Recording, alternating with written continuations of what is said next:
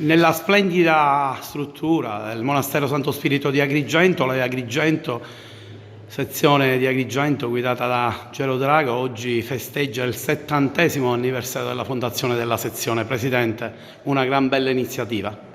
Sì, era giusto, era doveroso festeggiare quest'oggi 70 anni di storia della nostra sezione. Una sezione che ne ha fatta di strada, ne ha fatta di storia, e oggi è una cerimonia appunto per rimarcare, per ricordare tutto il lavoro fatto in questi anni.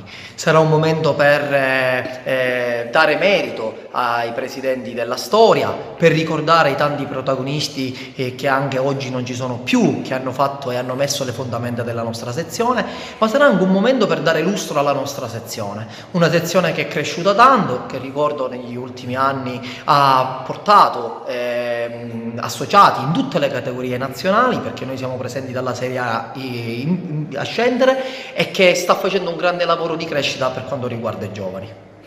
Stasera ci saranno anche ospiti d'onore che poi magari intervisteremo. Sì, oggi avremo l'onore, l'orgoglio di ospitare il vicepresidente nazionale dell'AIA, tra l'altro nella sua prima uscita in Sicilia, l'avvocato Duccio Baglioni, in rappresentanza dell'AIA nazionale e del nostro presidente neoeletto Alfredo Trentalange, che per impegni con l'UEFA non sarà presente. Avremo presenti altri componenti del Comitato Nazionale, ospiti importanti della Procura Nazionale dell'AIA, poi tutti i presidenti di sezione siciliana, il presidente del CLA Sicilia Cristina Anastasi, tutti i componenti del Comitato regionale. Insomma, sarà veramente una festa che si allargherà a tutta l'AIA.